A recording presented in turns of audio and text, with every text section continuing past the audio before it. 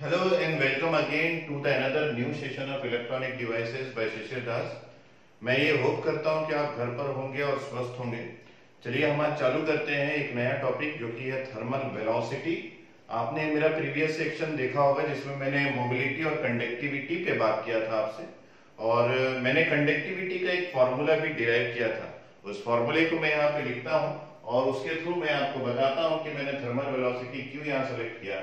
Sigma is equal to we have n q mu n. So students यहाँ पे जो N है वो है कंसंट्रेशन ऑफ इलेक्ट्रॉन्स, ये जो है ये है कंसंट्रेशन ऑफ इलेक्ट्रॉन्स, और कंडक्टिविटी का फॉर्मूला जो है वो कंसंट्रेशन ऑफ इलेक्ट्रॉन्स पे डिपेंड करता है, और कंसंट्रेशन ऑफ इलेक्ट्रॉन्स का यूनिट होता है पर सेंटीमीटर क्यूब। दूसरा जो यहाँ पे पैरामीटर आपको दिख रहा है ये पैरामीटर है चार्ज ऑफ इलेक्ट्रॉन्स, जो कि इन जनरल कांस्टेंट होता है और उसकी वैल्यू होती है 1.6 into 10 to the power of -19 coulomb. और ये जो लास्ट आपको दिख रहा है ये है मोबिलिटी ऑफ इलेक्ट्रॉन्स, जो कि बहुत ही इंपॉर्टेंट पैरामीटर है। तो हम इसको लिखते हैं this is the mobility of electrons, और ये मोबिलिटी ऑफ इलेक्ट्रॉन्स हमेशा डिपेंड करता है कि आपने इलेक्ट्रिक फील्ड कितना लगाया है। यहाँ पे अगर हम लोग मोबिलिटी ऑफ इलेक्ट्रॉन्स की बात करें तो ये है आपके पास drift velocity per unit applied electric field, मतलब किसी भी इलेक्ट्रिक फील्ड के लगाने से आपका इलेक्ट्रॉन कितनी तेजी से भाग रहा है, ये डिपेंड करता है आपका मोबिलिटी ऑफ इलेक्ट्रॉन्स पे। तो इसका यूनिट है सेंटीमीटर स्क्वायर पर वोल्ट सेकेंड। ये तीन पैरामीटर्स है। तो स्टूडेंट ध्यान दीजिएगा यहाँ पे मैं क्या बोलने वाला हूँ। इसमें से ये दोनों जो पैरामीटर्स है जिसको हम कंसंट्रेशन ऑफ इलेक्ट्रॉन्स और मोबिलिटी ऑफ इलेक्ट्रॉन्स बोल रहे हैं, ये दोनों पैरामीटर्स आपके टेम्परेचर पे डिपेंड करता है। So it is also depends on temperature. So I will write, आप भी लिखेंगे यहाँ पे अपने नोट्स में, ये डिपेंड करता है डिपेंड ऑन टेम्परेचर, मतलब टेम्परेचर के चेंज होने से कंसंट्रेशन में चेंजेस आते हैं। और ये जो मोबिलिटी है ये भी आपके टेम्परेचर डिपेंडेंट पैरामीटर है। सो ये भी आपका डिपेंड करता है डिपेंड्स ऑन टेम्परेचर। ये दोनों टेम्परेचर डिपेंडेंट पैरामीटर है। तो क्यों ना हम ये फाइंड आउट कर ले कि ये दोनों जो टेम्परेचर डिपेंडेंट पैरामीटर है ये आपके कंडक्टिविटी पे क्या असर डाल रहा है। उसके लिए हमको ये फाइंड आउट करना पड़ेगा कि मोबिलिटी के चेंज, टेम्परेचर के चेंज होने से, टेम्परेचर के चेंज होने से मोबिलिटी की वैल्यू कैसे चेंज हो रही है। तो ये एक पॉइंट है जो कि स्टूडेंट सभी लोगों को डाउट रहता है, और काफी लोगों ने ये ग्राफ भी देखा होगा।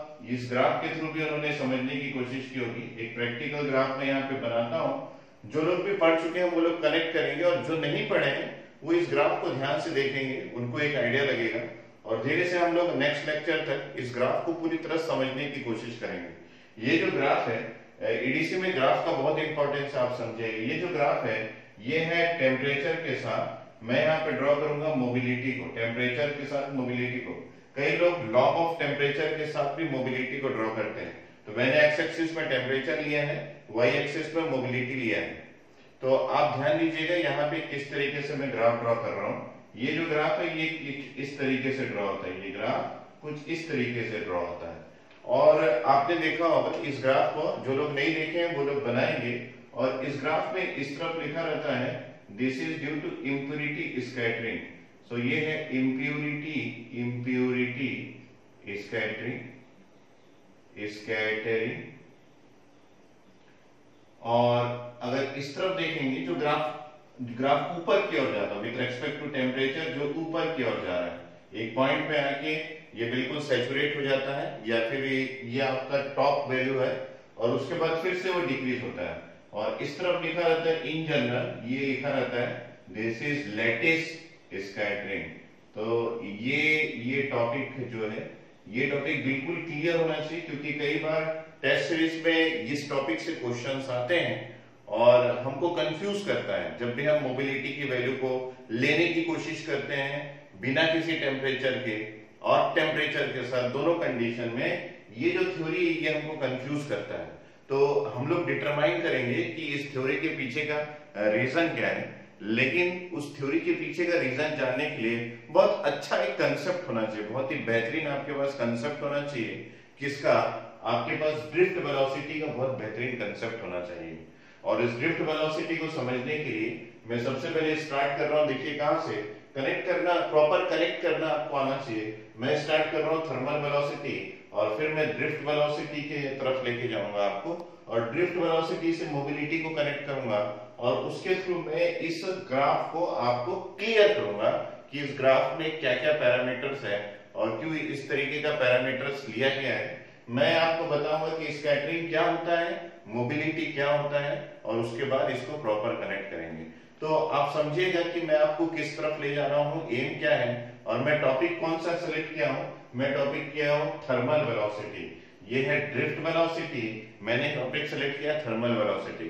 सो थर्मल वेलोसिटी फर्स्ट मेरा टॉपिक रहेगा, फिर ड्रिफ्ट वेलोसिटी, फिर हम समझेंगे कि how temperature change the mobility of any charge carriers either electrons और होल्स। ठीक है, सो स्टूडेंट हम लोग यहाँ चालू करते हैं कि आपके पास थर्मल वेलोसिटी क्या है। देखिए हमको ये समझना है कि मोबिलिटी कैसे वेरी कर रहा है विथ रेस्पेक्ट टू टेम्परेचर। तो उसके लिए आपको समझना पड़ेगा कि वेलोसिटी कैसे वेरी कर रहा है विथ रेस्पेक्ट टू टेम्परेचर। और वेलोसिटी यहाँ पे दो चीजों में मैं बांट रहा हूं, एक है थर्मल वेलोसिटी, दूसरा है ड्रिफ्ट वेलोसिटी। मैं आपको वन बाय वन सबसे पहले थर्मल वेलोसिटी समझाता हूं, फिर ड्रिफ्ट वेलोसिटी समझाता हूं, फिर कनेक्ट करूंगा मोबिलिटी, और फिर मोबिलिटी को कनेक्ट करूंगा किससे, टेम्परेचर से।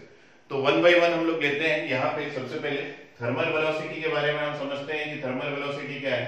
कोई भी ये बता देगा कि थर्मल मतलब यहाँ पे मैं काउंट करना चाह रहा हूँ कि यहाँ पे टेम्परेचर के अनुसार वेलोसिटी में क्या चेंजेस आ रही है। तो ये है thermal velocity, how the temperature change the velocity.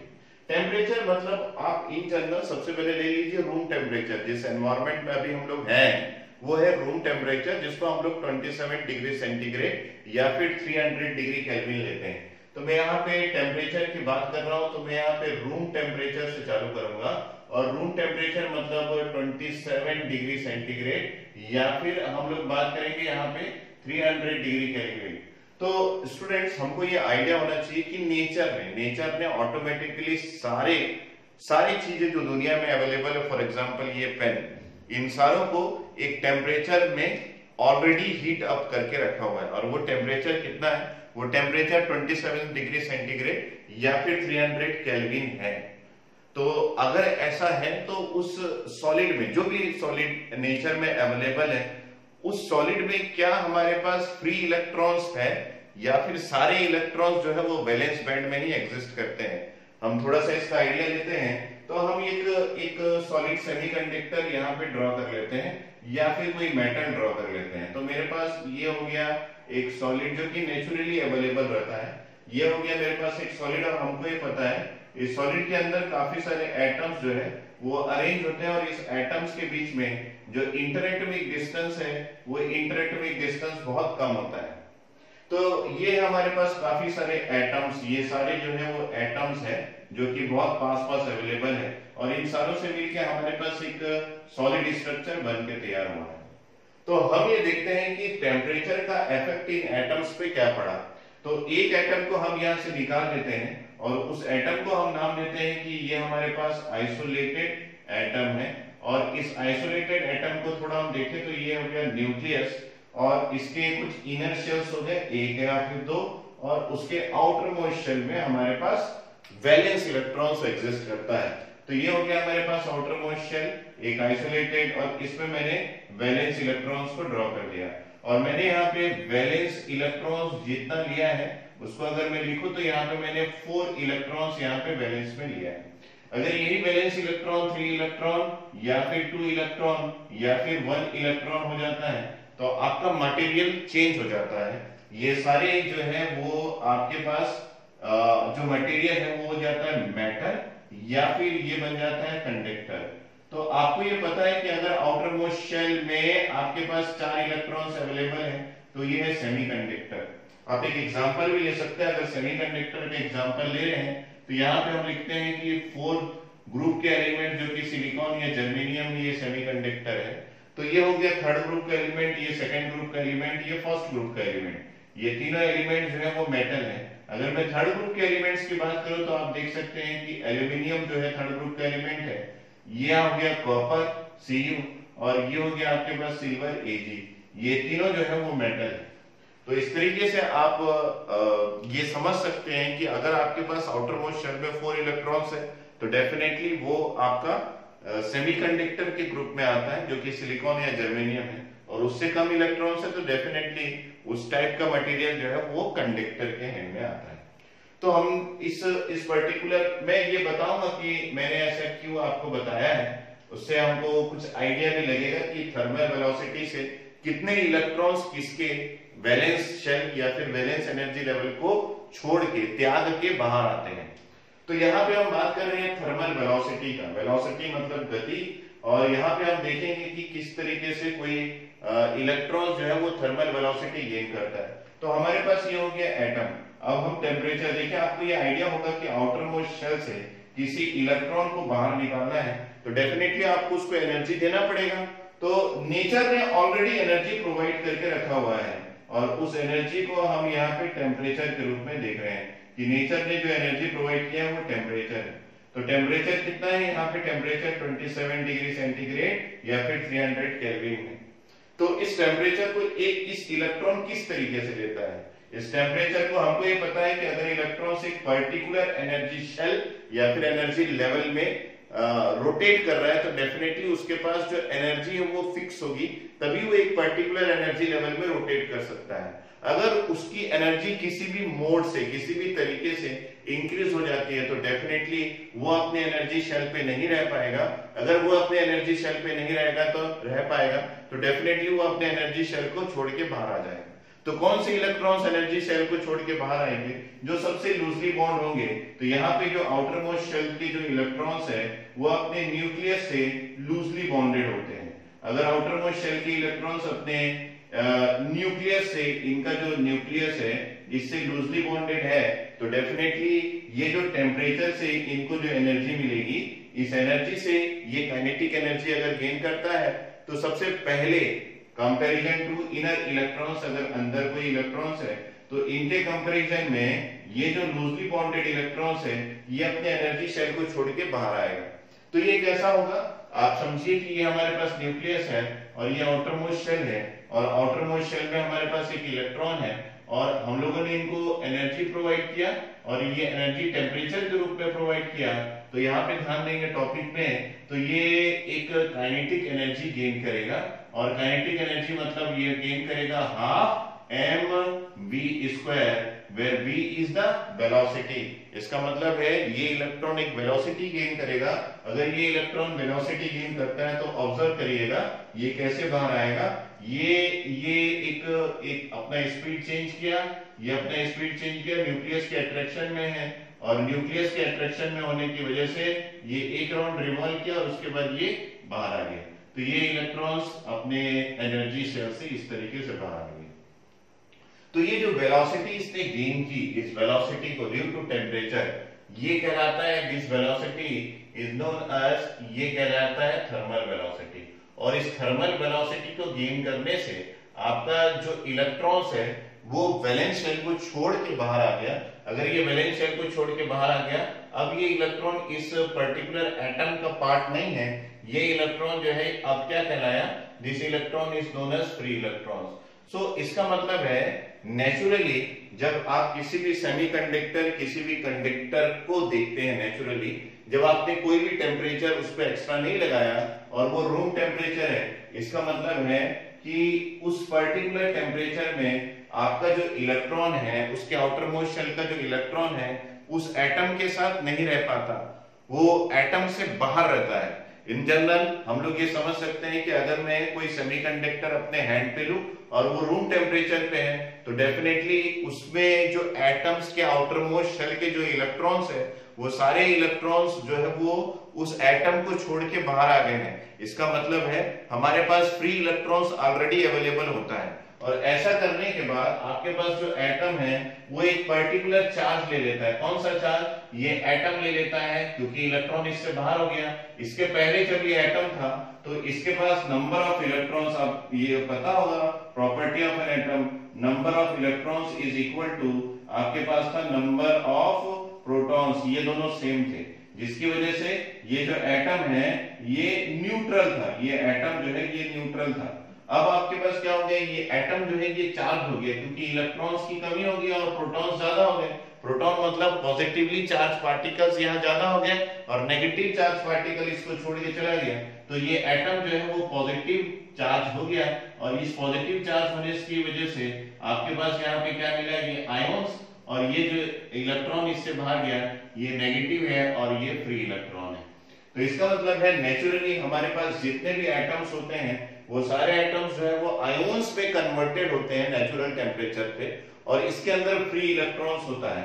ये फ्री इलेक्ट्रॉन्स कभी भी आपके सेमीकंडक्टर को छोड़ के बाहर नहीं जाता पाता। तो यहाँ पे हम लोग उसी डायग्राम को फिर से क्रिएट करते हैं कि अगर आपके पास एक सेमीकंडक्टर है और टेम्परेचर आपने 27 डिग्री सेंटीग्रेड जो कि नेचुरल टेम्परेचर है, तो इसके अंदर क्या होंगे, इसके अंदर एटम्स नहीं होंगे, इसके अंदर आयोन्स होंगे, और वो आयोन्स कैसे होंगे, पॉजिटिवली चार्ज आयोन्स होंगे और उसके नेगेटिवली चार्ज आयोन्स होंगे और उसके साथ साथ इलेक्ट्रॉन्स होंगे, और ये इलेक्ट्रॉन जो है वो एक पर्टिकुलर वेलोसिटी में होगा। और यहाँ पे आपके पास काफी सारे और भी आयोन्स होंगे, डिपेंड्स अपन आपने कितना यहाँ पे एटम्स का कंसंट्रेशन लिया है और उसके करस्पॉन्डिंगली इलेक्ट्रॉन्स होंगे, और फिर से आपके पास यहाँ पे ये एटम ये आयोन्स होंगे और उसका करस्पॉन्डिंग इलेक्ट्रॉन्स होगा, और ये इलेक्ट्रॉन्स एक पर्टिकुलर वेलोसिटी में रैंडम डायरेक्शन में मूव करता रहता है, ये इसका रैंडम डायरेक्शन है। तो डेफिनेटली हमारे पास नेचुरली जो सेमीकंडक्टर है उसमें इलेक्ट्रॉन्स भी होते हैं और आयोन्स भी होते हैं। अब आप इसमें चार्ज को देखेंगे तो ये आपके पास नेगेटिव चार्ज है, ये नेगेटिव चार्ज है और ये नेगेटिव चार्ज है। तो टोटल नेगेटिव्स कितने हैं आपके पास 3, और टोटल पॉजिटिवली चार्ज आयोन्स कितने हैं 3। तो मतलब इसका मतलब है कि ऑन एंड होल अगर मैं ये पूरे सेमीकंडक्टर सॉलिड स्ट्रक्चर की बात करूं तो इसमें जितने पॉजिटिवली चार्ज आयोन्स है उतने ही नेगेटिवली चार्ज इलेक्ट्रॉन्स है। तो ये जो सॉलिड है, ये सॉलिड जो है ये कैसा है, ये भी न्यूट्रल है, इसमें जितने पॉजिटिवली चार्ज आयोन्स हैं उतने ही नेगेटिवली चार्ज इलेक्ट्रॉन्स हैं। तो इन जनरल हमारे पास ये कोई भी सॉलिड स्ट्रक्चर, चाहे वो ये पेन हो, चाहे वो आपने कोई भी कॉपर वायर लिया हो या फिर कोई सेमीकंडक्टर लिया हो, सभी जो है सभी के सभी जो है वो नेचुरली न्यूट्रल होते हैं, और सभी के एटम्स, उसके अंदर जो एटम्स होते हैं वो आयोन्स में कन्वर्टेड होते हैं और उसमें फ्री इलेक्ट्रॉन्स अवेलेबल होते हैं। अगर हम लोग सेमीकंडक्टर की बात करें तो 300 केल्विन में हम सिलिकॉन की बात करें तो इसमें अप्रोक्सीमेटली 10 टू द पावर 10 पर सेंटीमीटर क्यूब जो है इतने फ्री इलेक्ट्रॉन्स का कंसंट्रेशन होता है। मतलब एक छोटे से सेंटीमीटर क्यूब में आपके पास इतने फ्री इलेक्ट्रॉन्स नेचुरली अवेलेबल होते हैं रूम टेम्परेचर में या फिर 300 केल्विन में। अगर हम मेटल की बात करें, ये हो गया सेमीकंडक्टर का मैंने आपको बताया, मेटल की बात करें तो इसमें यही free electrons 10 to the power 23 पर सेंटीमीटर क्यूब होता है। तो आप देख सकते हैं कि फ्री इलेक्ट्रॉन्स बहुत ज्यादा होता है किसमें, मेटल में इन कंपैरिजन टू सेमीकंडक्टर। तो सेमीकंडक्टर के फ्री इलेक्ट्रॉन्स और मेटल के फ्री इलेक्ट्रॉन्स को मैंने यहाँ पे कंपेयर करवाया, तो आप यहाँ पे देखिए मेटल में ये जो फ्री इलेक्ट्रॉन्स का कंसंट्रेशन है कितना है। तो मतलब एक छोटे से वॉल्यूम में जिसका यूनिट डायमेंशन 1 सेंटीमीटर है, इसमें फ्री इलेक्ट्रॉन्स जो है वो बहुत सारे होते हैं, ये free electrons 10 to the power 23 होते हैं। और आपको ये आइडिया है कि आप ध्यान दीजिएगा कंडक्टिविटी किस पे डिपेंड करता है, कंडक्टिविटी डिपेंड करता है n/μ/n पे। तो ये n क्या है, ये n फ्री इलेक्ट्रॉन्स है। तो मतलब एक पर्टिकुलर टेम्परेचर जो कि रूम टेम्परेचर है उसमें फ्री इलेक्ट्रॉन्स जिसमें ज्यादा है उसकी कंडक्टिविटी ज्यादा होगी। इसकी 10 टू द पावर 23 है, इसकी 10 टू द पावर 10 है 300 केल्विन में। इसका मतलब है एक पर्टिकुलर टेम्परेचर में कंडक्टर की कंडक्टिविटी जो है वो सेमीकंडक्टर की कंडक्टिविटी से ज्यादा होगी, सेमीकंडक्टर की कंडक्टिविटी से ज्यादा होगी। इसलिए हम मेटल या फिर कंडक्टर जो है वो मोस्टली यूज करते हैं जब भी हमको अच्छे कंडक्टिविटी की जरूरत पड़ती है। तो यहाँ पे आपको एक प्रॉपर आइडिया हुआ होगा कि कंडक्टिविटी क्यों सेमीकंडक्टर के कंपैरिजन में मेटल या फिर कंडक्टर का ज्यादा है। तो ये प्रॉपर प्रोसेस मैंने आपको बताया, और ये जो थर्मल वेलोसिटी आपका इलेक्ट्रॉन गेन किया है, ये जो थर्मल वेलोसिटी आपका इलेक्ट्रॉन गेन किया है, ये लगभग आप एक एग्जांपल के तौर पे ले सकते हैं कि ये जो वेलोसिटी जो आपका इलेक्ट्रॉन गेन किया है कितने डिग्री टेम्परेचर पे, 300 केल्विन पे। ये लगभग 10 टू द पावर 4 मीटर पर सेकंड की स्पीड से आपका इलेक्ट्रॉन इसके अंदर चल रहा है। इतने स्पीड से आपका इलेक्ट्रॉन जो है वो इसके अंदर, इतना वेलोसिटी जो है वो इलेक्ट्रॉन गेन करके रखा हुआ है। तो कई लोगों का ये क्वेश्चन आ सकता है, सर इतनी तेजी की वेलोसिटी आपका हर एक इलेक्ट्रॉन गेन करके रखा हुआ है, तो डेफिनेटली इलेक्ट्रॉन जो है वो उस सॉलिड को छोड़ के बाहर आ सकता है, मतलब इलेक्ट्रॉन इससे बाहर ऐसा आ जाता है। मतलब यहाँ पे अगर हमारे पास ये सेमीकंडक्टर है तो इसके बाहर कंटिन्यूअसली इलेक्ट्रॉन आता रहता होगा, क्योंकि इतने हाई स्पीड से इलेक्ट्रॉन मूव कर रहा है। तो ये पॉसिबल नहीं है। क्यों पॉसिबल नहीं है? आप देखिए, मैंने बोला कि आपका सॉलिड जो है वो न्यूट्रल है, मतलब इसमें कोई चार्ज नहीं है। अगर आपने एक इलेक्ट्रॉन यहाँ से बाहर निकाला तो आपका सॉलिड जो है वो चार्ज हो जाएगा। इलेक्ट्रॉन बाहर आया मतलब ये जो कंप्लीट सॉलिड है, इस इलेक्ट्रॉन के बाहर आने से, जो कि अभी तक न्यूट्रल था, वो एक पॉजिटिव चार्ज गेन कर लेगा और आपका इलेक्ट्रॉन जो है वो नेगेटिव चार्ज है। तो डेफिनेटली पूरे सॉलिड के पॉजिटिव होने की वजह से ये इलेक्ट्रॉन एक अट्रैक्शन फोर्स गेन करेगा टुवर्ड्स द सॉलिड, और इसकी वजह से कभी भी कोई इलेक्ट्रॉन जो है वो सॉलिड के बाहर नहीं आ पाता। तो ये मैंने आपको एक थर्मल वेलोसिटी के बारे में बताया कि कोई भी इलेक्ट्रॉन किस तरीके से कोई वेलोसिटी गेन करता है। अब हम समझते हैं, थोड़ा सा टाइम और देते हैं और ये समझते हैं कि ये जो इलेक्ट्रॉन्स इसके अंदर घूम रहे हैं, इसकी एवरेज वेलोसिटी की बात करते हैं, क्योंकि हम लोगों ने किसी एक इलेक्ट्रॉन की बात की है और सॉलिड में एक इलेक्ट्रॉन तो कभी नहीं होता, काफी सारे इलेक्ट्रॉन्स होते हैं। अगर काफी सारे इलेक्ट्रॉन्स होते हैं तो इन जनरल सॉलिड में हम जिस वेलोसिटी की बात करते हैं वो है एवरेज थर्मल वेलोसिटी। और एवरेज थर्मल वेलोसिटी को जब हम फाइंड आउट करते हैं तो उसको हम कैसे फाइंड आउट करते हैं कि आपने यहाँ पे कितने नंबर ऑफ एटम्स यहाँ पे या फिर इलेक्ट्रॉन्स आपने फ्री या एवरेज लिया है, और उस टोटल सभी की वेलोसिटी हम लोग कंसीडर करते हैं। तो आपको ये पता है कि किसी भी मटेरियल के अंदर इलेक्ट्रॉन जो है वो रैंडम मोशन में रहता है। कोई इलेक्ट्रॉन इस डायरेक्शन में है, कोई इलेक्ट्रॉन इस डायरेक्शन में है। तो इस तरीके से आपके पास मान लीजिए 4 इलेक्ट्रॉन्स है, तो इसको मैं u1 वेलोसिटी देता हूँ, ये u2 वेलोसिटी, ये u3, ये u4, और काफी सारे इलेक्ट्रॉन्स होते हैं। देखिए कितने सारे इलेक्ट्रॉन्स होते हैं। तो हम लोग प्रोबेबिलिटी ऐसा ले सकते हैं कि कोई इलेक्ट्रॉन्स अगर इस डायरेक्शन में जा रहा है तो डेफिनेटली कोई इलेक्ट्रॉन उसके ऑपोजिट डायरेक्शन में, इसका चांस बहुत ज्यादा है, इसलिए हम लोग ऐसा लेते हैं। ऑपोजिट डायरेक्शन में डेफिनेटली मूव कर रहा होगा, और कोई इलेक्ट्रॉन्स ऊपर की ओर जा रहा है तो कोई इलेक्ट्रॉन्स नीचे की ओर डेफिनेटली मूव कर रहा होगा। इस केस में क्योंकि हम जानते हैं कि इलेक्ट्रॉन्स की वेलोसिटी, आपने कई बार पढ़ा भी है कि इलेक्ट्रॉन जो है वो किसी भी मेटल या फिर सेमीकंडक्टर में या फिर सॉलिड में रैंडम मोशन पे रहता है, इसलिए मैंने इस तरीके का वेलोसिटी यहाँ पे कंसीडर किया है। अब आप देखिए, मैं यहाँ पे एवरेज वेलोसिटी की बात करूं तो ये एवरेज वेलोसिटी क्या हो जाएगा, इसको मैं u से कंसीडर करता हूं, ये u1 प्लस है, u2 प्लस है, u3 प्लस है, u4 डैश डैश डैश, जितने भी नंबर ऑफ इलेक्ट्रॉन्स है डिवाइडेड बाय n हो जाएगा। और आप देख सकते हैं कि इन दोनों की वेलोसिटी एक दूसरे के ऊपर ऑपोजिट है, तो डेफिनेटली मैं यहाँ पे एक नेगेटिव साइन लगाऊंगा, और यहाँ पे u4 में भी एक नेगेटिव साइन लगाऊंगा। u3 से बिल्कुल ऑपोजिट है और वेलोसिटी जो है वो वेक्टर क्वांटिटी है। तो ऑन एन होल मुझे यहाँ पे वैल्यू क्या मिलेगा, 0। इसका मतलब है एवरेज वेलोसिटी, अगर सारे इलेक्ट्रॉन्स को एक सॉलिड में कंसीडर किया जाए तो average velocity, average thermal velocity की वैल्यू जो है वो 0 रहती है। तो इसी वजह से हमको इस सेमीकंडक्टर, आपको पता है कि इलेक्ट्रॉन्स के मूवमेंट से आपका करंट जो है वो एक जनरेट होता है, या फिर हम लोग ये बोल सकते हैं rate of flow of electrons is nothing but the current. तो अगर इलेक्ट्रॉन्स मूव कर रहे हैं तो डेफिनेटली हमको without applying any electric field इस पर्टिकुलर, अगर ये सेमीकंडक्टर है या फिर कंडक्टर है, तो शॉक फील होना चाहिए, क्योंकि यहाँ पे इलेक्ट्रॉन्स का मूवमेंट हो रहा है और इलेक्ट्रॉन्स का मूवमेंट करंट जनरेट कर रहा है।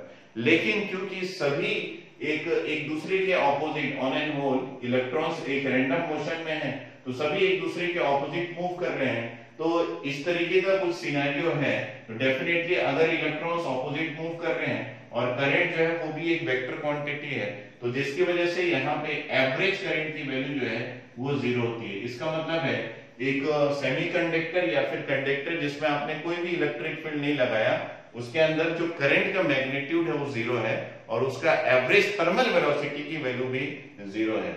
ये एक प्रॉपर आइडिया मैंने आपको दिया थर्मल वेलोसिटी क्या है और क्यों हमको एक सेमीकंडक्टर या फिर कंडक्टर में शॉक फील नहीं होता, क्यों कंडक्टिविटी ऑफ कंडक्टर जो है वो सेमीकंडक्टर से ज्यादा है, क्यों कोई इलेक्ट्रॉन किसी सेमीकंडक्टर या फिर कंडक्टर से बाहर नहीं आ पाता, ये सारे का एक प्रैक्टिकल आइडिया मैंने आपको दिया है। आई होप कि आपने बहुत अच्छे से इसको कनेक्ट किया होगा। अब नेक्स्ट सेशन में हम देखेंगे थर्मल वेलोसिटी के बाद ड्रिफ्ट वेलोसिटी।